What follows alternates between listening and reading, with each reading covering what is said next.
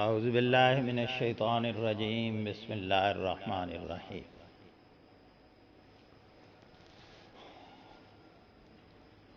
وَكَذَلِكَ أَنزَلْنَاهُ قُرْآنًا عَرَبِيًّا،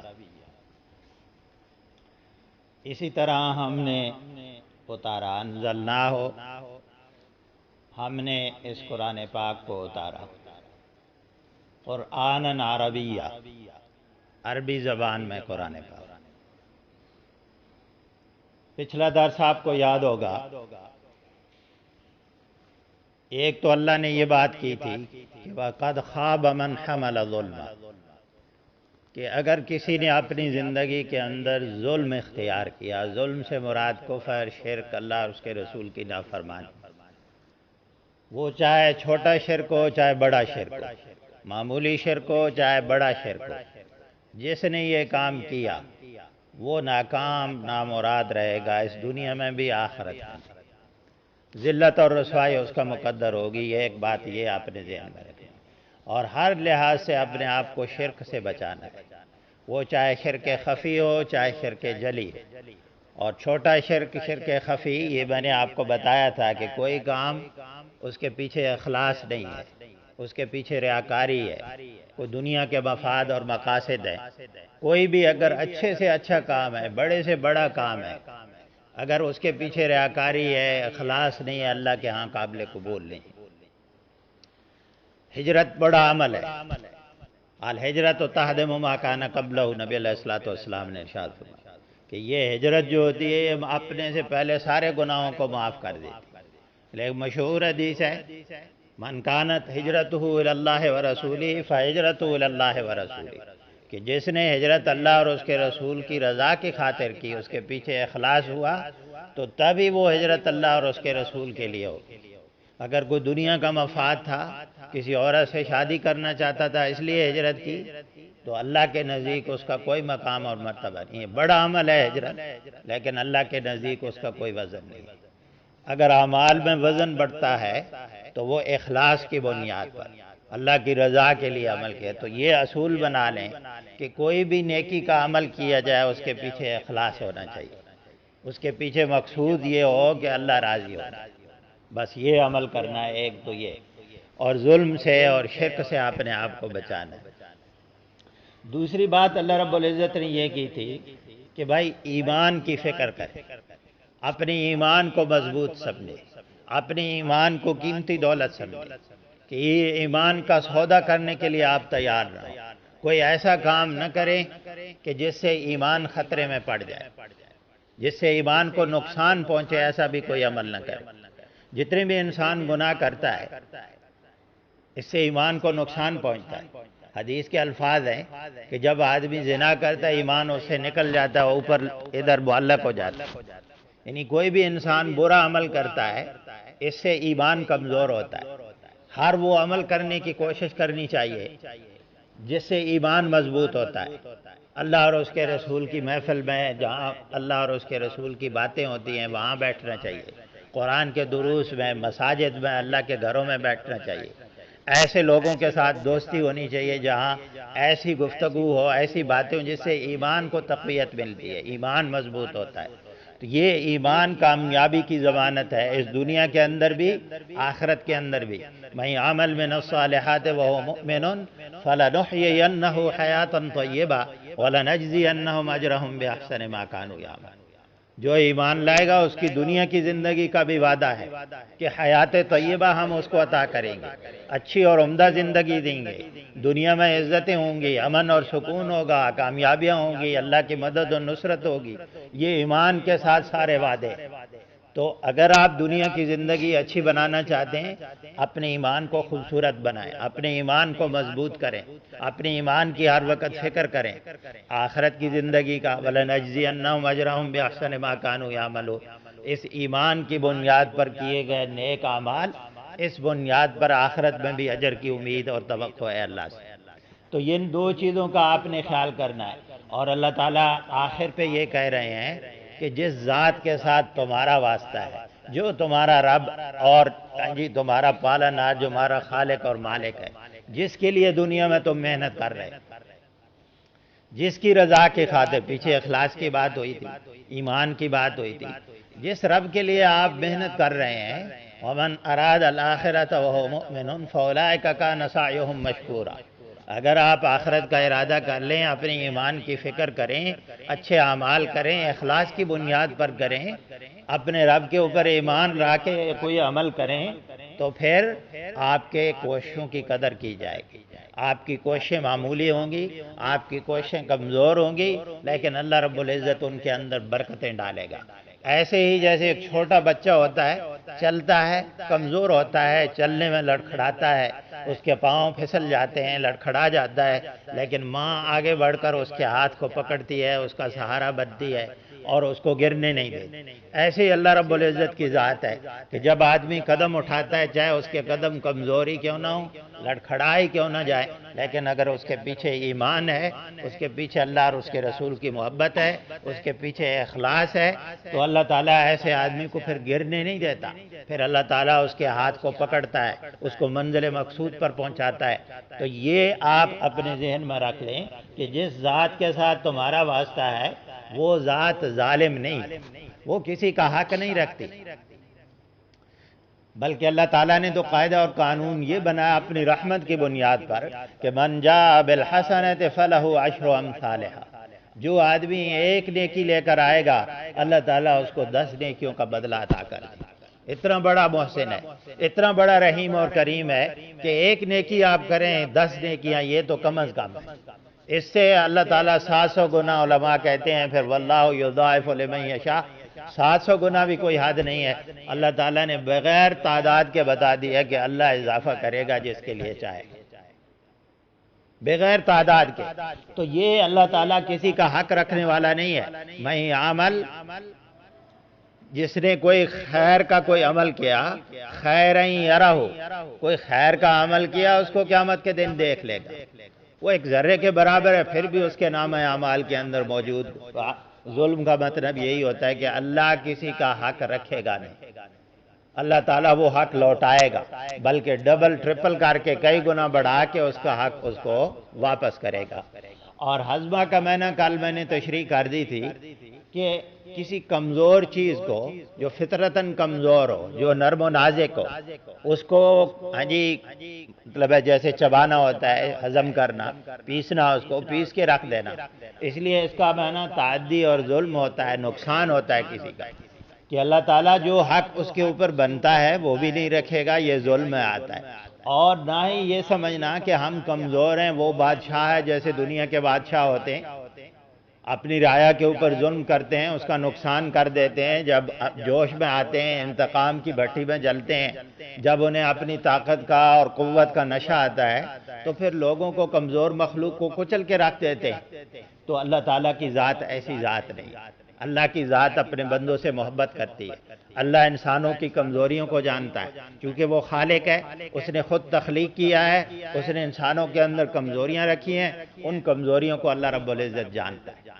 ان کمزوریوں کو سامنے رکھ کے اللہ رب العزت فیصلہ کریں گے قیامت کے دن۔ یعنی مراد یہ ہے کہ جس رب کے ساتھ آپ کا تعلق اور واسطہ ہے، وہ بڑا مہربان اور بڑا رحیم ہے، وہ آپ کی کمزوریوں کو سامنے رکھ کر آپ کے ساتھ معاملہ کرے گا۔ بس اس پر امید رکھیں، اس پر یقین رکھیں اپنی زندگی کے اندر، اس سے کبھی نا امید نہیں ہونا۔ یہ نا امیدی شیطان کا آخری حملہ ہوتا ہے کہ وہ انسانوں میں نا امیدی ڈال دیتا ہے کہ بھائی اب تو تیری بخشش ہونے والی نہیں ہے، اب تو نے دوزخ میں ہی جانا ہے، پھر اس کو گناہوں پہ جری کرتا ہے، پھر گناہوں پہ اور آمادہ کرتا ہے۔ تو یہ کام ہم نے نہیں کرنا ہے، اپنے رب کی ذات سے نا امید نہیں ہونا۔ آگے یہ ساری پکچر اللہ نے بیان کی کہ یہ فارمولے بتا دیے کہ ناکامی کیسے ہوتی ہے اور کامیابی کیسے ہوتی ہے۔ اب اللہ رب العزت فرماتے ہیں کہ اگر آپ ناکامی سے بچنا چاہتے ہیں، اگر آپ ایمان کو مضبوط کرنا چاہتے ہیں، عمل صالحہ اختیار کرنا چاہتے ہیں، اخلاص کی دولت حاصل کرنا چاہتے ہیں، تو اس کا طریقہ کیا ہے؟ میری اس کتاب کے ساتھ جڑ جائیں۔ ہم نے اسی کام کے لیے، کذالک کا مطلب یہی ہے کہ یہ اوپر والے کام کرنے ہیں۔ اگر آپ نے اس مقصد کے لیے انزلناہ، ہم نے قرآن پاک کو اتارا، یہ اللہ نے اپنی طرف نسبت کی ہے کہ جس طرح اللہ کی ذات بہت عظیم ہے، جس طرح اللہ کی ذات بہت مہربان ہے، یہ قرآن بھی اسی طرح عظمت رکھتا ہے، اسی طرح اس کا مقام اور مرتبہ بھی ہے۔ اللہ نے فرمایا ہم نے اس کتاب کو اتارا ہے، اور دوسرا یہ پیغام دیا جا رہا ہے کہ اگر اس کتاب کو آپ نے نظر انداز کیا، اگر اس کتاب کے خلاف اپنی زندگی گزاری، اس کے احکامات کو ہلکا سمجھا، اس کتاب کو ہلکا سمجھا، اس کی قدر نہیں کی، تو ہم ہیں اس کے اتارنے والے، خیال رکھنا۔ یہ اللہ کا قاعدہ اور قانون ہے، یہ کسی دنیا کے بادشاہ کا بنایا ہوا قانون نہیں ہے کہ اس کو کوئی توڑ دے گا، اس کو کوئی پوچھنے والا نہیں ہوگا۔ اللہ رب العزت کہتے ہیں اس کے ساتھ جڑ جاؤ گے تو جس طرح یہ کلام لازوال ہے، اس طرح تم بھی لازوال ہو جاؤ۔ جس طرح قرآن کی عزت ہے، مقام اور مرتبہ ہے، تمہیں بھی اللہ تعالیٰ عزت اور مقام اور مرتبہ دے گا۔ لیکن اگر توڑا تو یاد رکھنا، جس بادشاہ کا یہ کلام ہے وہ بادشاہ بڑی قوتوں کا مالک ہے، اس کے پاس بڑے اختیار ہیں، وہ پوچھے گا کہ میرا قانون کیوں توڑا تھا؟ اس قرآن کے اندر میں نے تمہیں بتایا تھا میری عبادات ایسے کرنی ہے، آپ کے اخلاق ایسے ہونے چاہیے، لوگوں کے ساتھ آپ کے معاملات ایسے ہونے چاہیے، والدین کے ساتھ، بیوی بچوں کے ساتھ، اپنے پڑوسیوں کے ساتھ، رشتہ داروں کے ساتھ آپ کی معیشت کا نظام ایسے ہونا چاہیے، عدالتیں آپ کی ایسی ہونی چاہیے۔ اس قرآن کے اندر ہم نے بتایا اگر تم نے یہ قانون توڑ دیا تو یاد رکھنا اس کتاب کو اتارنے والے ہم ہیں، یہ ہمارا قانون ہے، ہم پوچھیں گے اپنی طاقت کے مطابق، اپنی قوت کے مطابق۔ پھر فرمایا قرآن عربیہ، عربی زبان میں قرآن اتارا۔ یہ خاص طور پر مشرکین مکہ کو، قریش کے لوگوں کو خطاب ہے کہ دیکھو تم سب سے پہلے اس کتاب کے مخالف بنے ہو، تم روڑے اٹکاتے ہو میرے نبی کے راستے میں، اس کتاب کی دعوت میں، تم سب سے بڑے مخالف ہو۔ تمہیں تو اللہ کا شکر ادا کرنا چاہیے کہ تمہاری زبان میں اللہ نے قرآن پاک کو اتارا ہے۔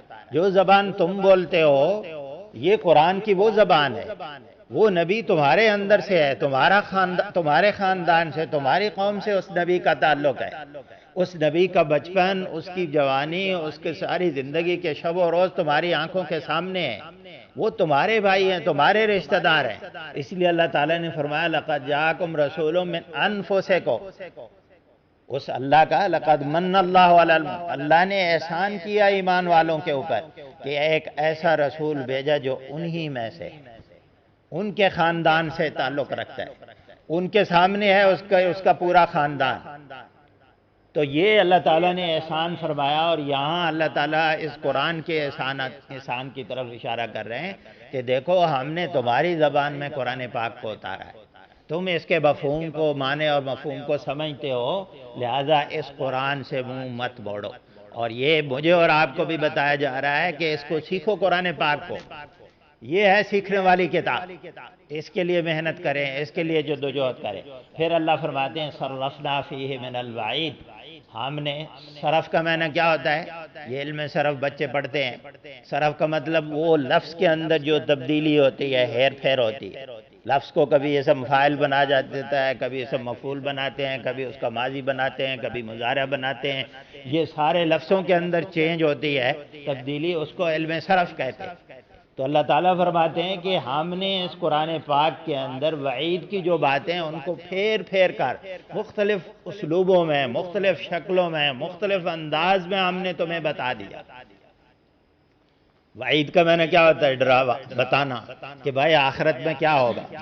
اللہ فرماتے ہیں ہم نے مختلف قوموں کے حالات تمہیں بتائے قرآن پاک کے اندر، اس لیے بتایا کہ قوموں کا عروج اور زوال کیسے ہوتا ہے، قومیں کیسے اللہ کے عذاب کی مستحق بنی ہیں، کیسے ناکام ہوئی ہیں قومیں تاریخ کے اندر، اس سے سبق حاصل کریں۔ ہم نے قرآن پاک میں مختلف انداز میں لوگوں کو سمجھانے کی کوشش کی۔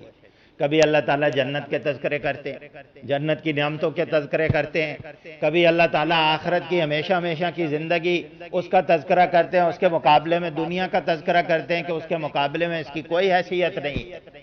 یہ سارے مختلف انداز اللہ تعالیٰ نے اختیار کیے ہیں لوگوں کو سمجھانے کے۔ تو اللہ تعالیٰ یہ کہہ رہے ہیں کہ ان سے فائدہ اٹھاؤ، لعلہم یتقون۔ مقصود کیا ہے؟ قرآن پاک کو اتارنے کا مقصد کیا ہے؟ اور یہ انزلنا کا معنی ہوتا ہے تدریجاً نازل کرنا۔ یہ اللہ نے تدریجاً نازل کیا ہے، تھوڑا تھوڑا کر کے نازل کیا ہے، اس لیے نازل کیا ہے کہ لوگ اس سے زیادہ فائدہ اٹھائیں، تھوڑا تھوڑا کر کے اس کو پڑھیں، تھوڑا تھوڑا کر کے اس کو سمجھیں، لعلہم یتقون، تاکہ وہ تقوی اختیار کریں۔ یہ ہے قرآن پاک کے اترنے کا مقصد۔ یہ ٹھیک ہے آپ پڑھیں گے ثواب ملے گا، یہ ٹھیک ہے کہ اس کی برکات آپ کی زندگی کے اندر آئیں گے، آپ بیماروں کے اندر اوپر پڑھیں گے شفا بھی اللہ تعالیٰ دے گا، آپ مرحومین کے اوپر پڑھیں گے اللہ تعالیٰ اس کی برکت سے اس کے فوائد، ان کے اثرات ان مرحومین کے لیے بھی ہوں گے۔ قرآن نے کہا ہم نے اس کو شفا بنا دیا، یہ روحانی شفا بھی ہے، جسمانی شفا بھی ہے، اس میں کوئی شک نہیں ہے، لیکن قرآن پاک کے اتارنے کا اصل مقصد کیا ہے؟ لوگوں کی زندگیوں کے اندر تقوی آ جائے، لوگوں کو پتہ چل جائے کہ ہمارا رب کس طرح خوش ہوتا ہے، لوگوں کو پتہ چل جائے کہ اپنے رب کے عذاب سے ہم نے کیسے بچنا ہے، لوگوں کو پتہ چل جائے، تقوی کا معنی بچنا ہوتا ہے نا، تاکہ لوگوں کو پتہ چل جائے کہ ہم ناکامی سے کیسے بچ سکتے ہیں، آخرت میں اللہ کی پکڑ اور عذاب سے کیسے بچ سکتے ہیں۔ یہ ساری چیزیں قرآن کے اتارنے کا مقصود ہے۔ تو اللہ تعالیٰ فرماتے ہیں یہ تبھی ہوگا جب ہم قرآن کو سیکھیں گے۔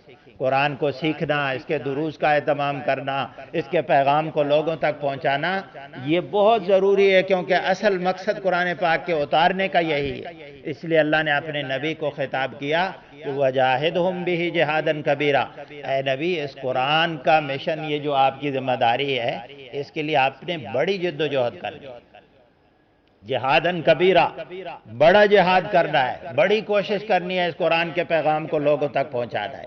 اس لیے خود بھی سیکھنے کی کوشش کریں، اپنے بچوں کو سکھائیں، قرآن کی محبت اپنے بچوں کے دل میں پیدا کریں کہ یہ عظیم کتاب ہے، اس کتاب نے لوگوں کی زندگیوں کو تبدیل کیا ہے۔ آپ صحابہ کی سیرت کو پڑھیں، وہ تو حضرت عمر خود فرماتے ہیں کہ عمر تم تو اونٹ نہیں چرا سکتے تھے، تمہیں تو یہ طریقہ نہیں آتا تھا کہ اونٹ کیسے چراتے ہیں، تم سے تو گم ہو جاتے تھے، تمہارا باپ تمہیں سزا دیتا تھا، پھر امیر المومنین بنے، پھر ایک بڑے ایک زمین کے اوپر حکمرانی کی، ان کے عدل کی، ان کی فراست کی، ان کی حکمت کی لوگ مثالیں دیتے ہیں۔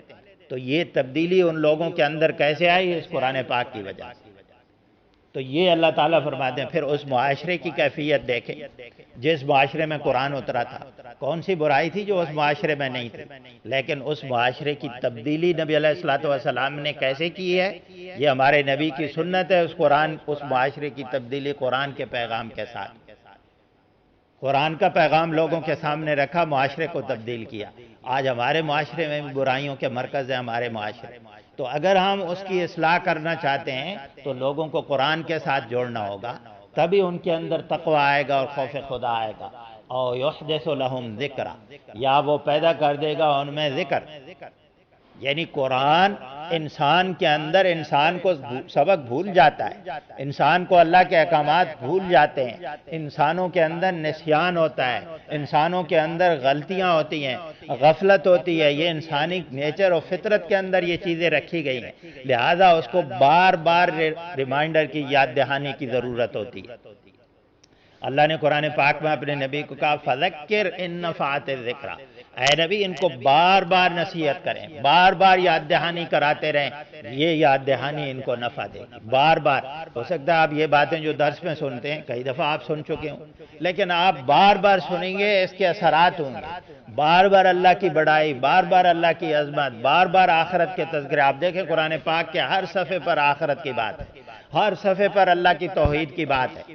یہ بار بار تذکرے کرنا، اس سے انسان کو یاد دہانی ہوتی ہے، غفلت دور ہوتی ہے، انسان کو بھولا ہوا سبق یاد ہوتا ہے۔ تو اللہ تعالیٰ فرماتے ہیں کہ کم از کم یہ قرآن یہ اثرات ضرور انسان کی زندگی میں لائے گا کہ اس کو بھولا ہوا سبق یاد آ جائے۔ تو یہ قرآن اللہ تعالیٰ فرماتے ہیں کہ بھائی اس قرآن کے ساتھ وابستہ ہو جائیں۔ تعالی اللہ الملک الحق، تعالی کا معنی کیا ہوتا ہے؟ اور آپ اردو میں بھی لفظ استعمال کرتے ہیں جناب عالی، درخواست لکھتے ہیں نا تو کیا کہتے ہیں؟ جناب عالی، بہت بڑی ذات، بلند۔ تو تعالی کا معنی کیا ہوتا ہے؟ بلند۔ تعالی اللہ، اللہ تعالیٰ بہت بلند ہے، یعنی یہ پیچھے ایمان کی بات ہوئی ہے، عمل صالحہ کی بات ہوئی ہے، قرآن کے ساتھ اپنا تعلق مضبوط کرنے کی بات ہوئی ہے، اور پھر اللہ کہہ رہے ہیں اللہ بہت بلند ہے، یعنی تمہارے ایمان کی، تمہارے عمل صالحہ کی، اور تمہارا اللہ سے تقوی اور خوف اختیار کرنا، اللہ تعالیٰ کو ان چیزوں کی ضرورت نہیں۔ اللہ بہت بلند ہے، اللہ بہت عظیم ہے، ہماری عبادت کی اس کو ضرورت نہیں۔ حدیث کے الفاظ ہیں سارے لوگ اس کی اطاعت پہ جمع ہو جائیں اور اس آدمی کی طرح ہو جائیں جو دنیا میں سب سے زیادہ متقی ہے، پھر بھی اللہ کی شان اور عظمت میں کوئی اضافہ نہیں کر سکتا، اور سارے لوگ بد کردار ہو جائیں، باغی ہو جائیں، نافرمان ہو جائیں، غفلت کا شکار ہو جائیں، اللہ اور اس کے رسول کی نافرمانی کر دیں، اور دنیا میں جو سب سے گناہگار بندہ ہے اس کی طرح سارے ہو جائیں، پھر بھی اللہ کی شان میں کوئی کمی نہیں کر سکتے۔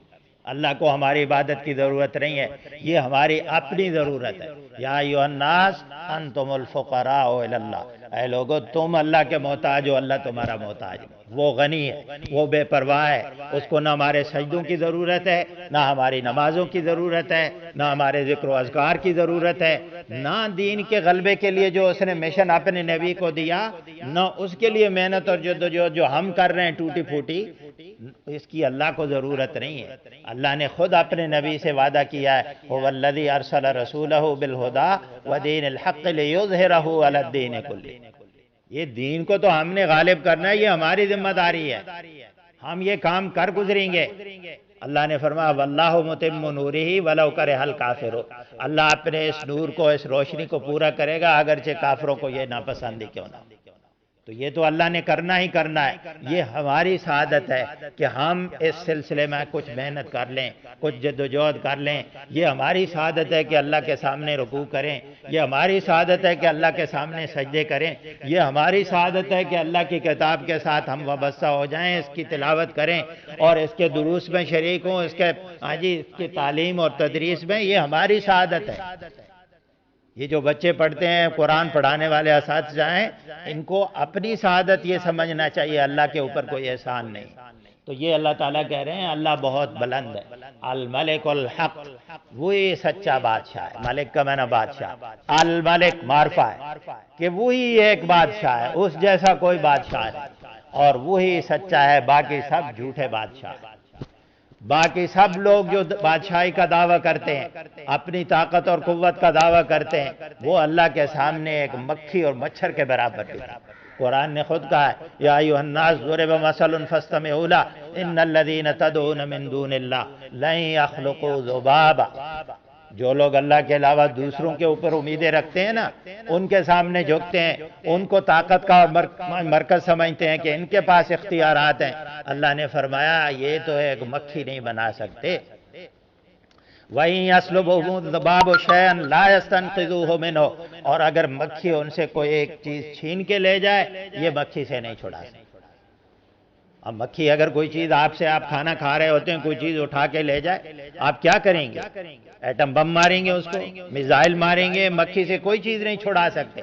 یہ انسان کی کمزوری کی اللہ نے مثال دی ہے۔ ایک اور مثال اللہ نے دی ہے کہ جی ان کی مثال، جی یہ مثل العنکبوت، یہ عنکبوت ہوتا ہے، یہ سپائڈر جس کو کہتے ہیں، اردو میں پتہ نہیں کیا کہتے ہیں، تو وہ جو ہوتا ہے یہ گھر جالا بناتا ہے گھروں کے اندر۔ اللہ نے فرمایا اوہن البیوت لبیت العنکبوت، اوہن اسم تفضیل ہے کہ دنیا میں سب سے زیادہ کمزور اگر گھر کوئی ہے تو یہ اس کا سپائڈر کا گھر ہے، سب سے کمزور، کوئی معمولی سی ہوا بھی نہ چلے پھر بھی آپ کو ہلتا ہوا نظر آتا ہے، ٹوٹ جاتا ہے فوراً۔ تو اللہ تعالیٰ فرماتے ہیں کہ اللہ کے علاوہ کوئی بھی اگر بادشاہی کا دعویٰ کرے، وہ سارے ایسے ہی کمزور ہیں جیسے اس کا گھر ہوتا ہے کمزور، جیسے مکھی ہوتی ہے، یہ مکھی بھی نہیں بنا سکتے۔ حق سچا بادشاہ صرف وہ ہے جس کی بادشاہی کی نہ کوئی ابتدا ہے نہ کوئی انتہا ہے، جس کی بادشاہت کو کبھی زوال نہیں آتا۔ لہذا انسان کو یہ بتایا جا رہا ہے کہ عبادت تمہاری ضرورت ہے، عبادت اس اللہ کی ضرورت نہیں ہے۔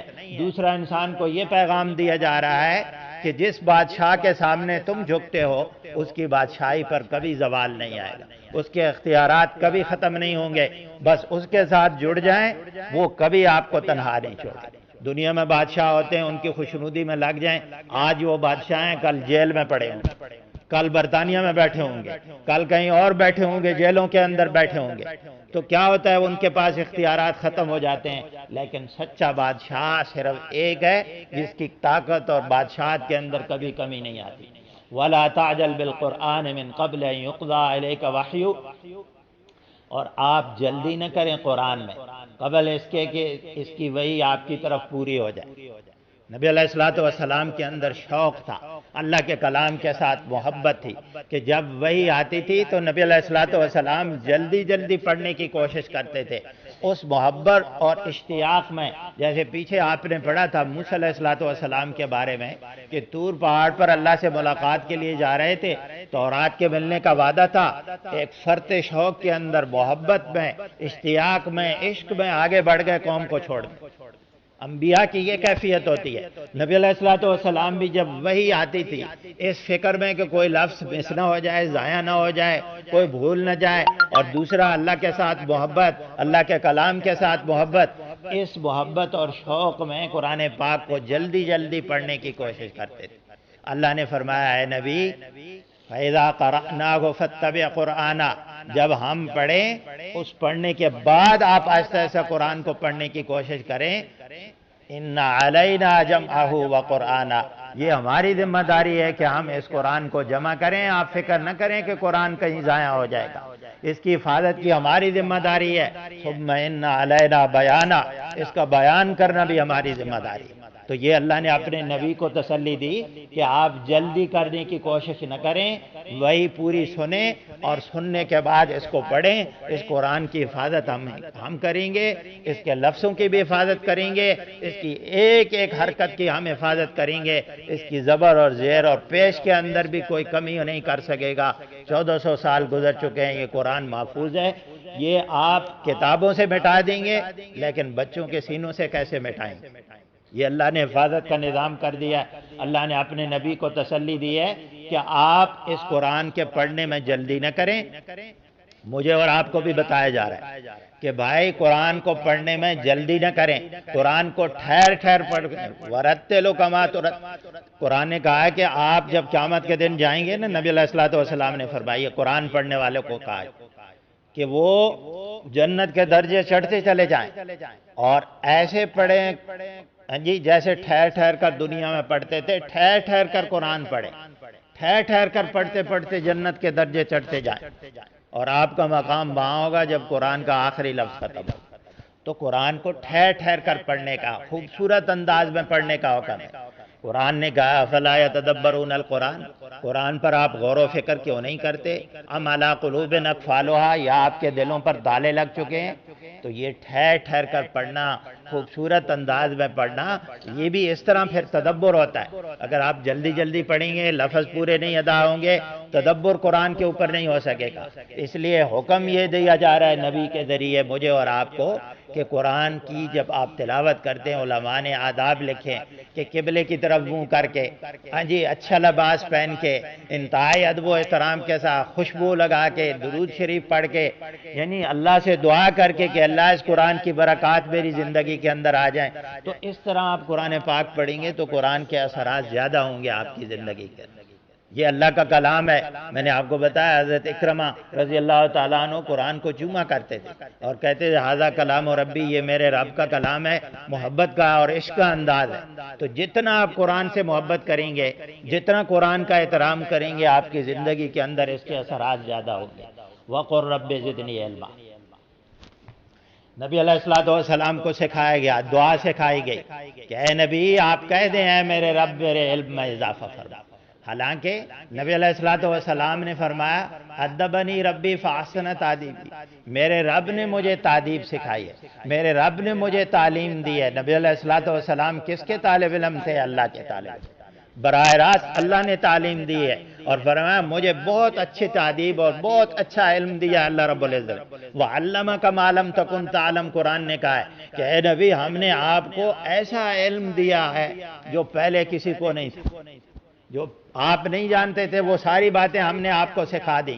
اس لیے نبی علیہ الصلوۃ والسلام نے فرمایا علمت علم الاولین والآخرین، مجھے اللہ نے وہ علم دیا جو پہلے لوگوں کے پاس بھی تھا اور جو بعد میں آنے والے لوگوں کے پاس بھی نہیں تھے، وہ سارے علوم اللہ نے مجھے دے دی۔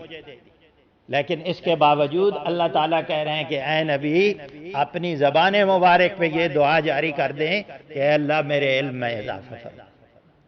ایک تو علم کی اہمیت ہے اور بالخصوص قرآن کے علم کی بات ہو رہی ہے کہ قرآن کے اوپر بات ہو رہی تھی، اللہ نے اپنے نبی کے ذریعے مجھے اور آپ کو سکھایا کہ اس قرآن کا علم حاصل کرنے کی کوشش کریں۔ یہ بچے جو قرآن حفظ کر رہے ہیں، ان کے والدین یہ تہیہ کر لیں کہ ہم نے قرآن کو اپنے سینے کے اندر بھی محفوظ کرنا ہے اور اس کا علم بھی سیکھنے کی کوشش کرنی ہے۔ یہ علم انسان کی زندگیوں میں تبدیلی لاتا ہے، انسان کی آخرت کو بھی کامیاب کرتا ہے، اور ساتھ اللہ سے دعا بھی کرنی چاہیے کہ اللہ میرے اس علم میں اضافہ فرما۔ تو یہ تبھی ہوگا جب یہ اوپر آداب قرآن کی تلاوت کے یہ سارے آپ اختیار کریں گے۔ اللہ سے دعا ہے کہ اللہ تعالیٰ عمل کی توفیق نصیب فرمائے۔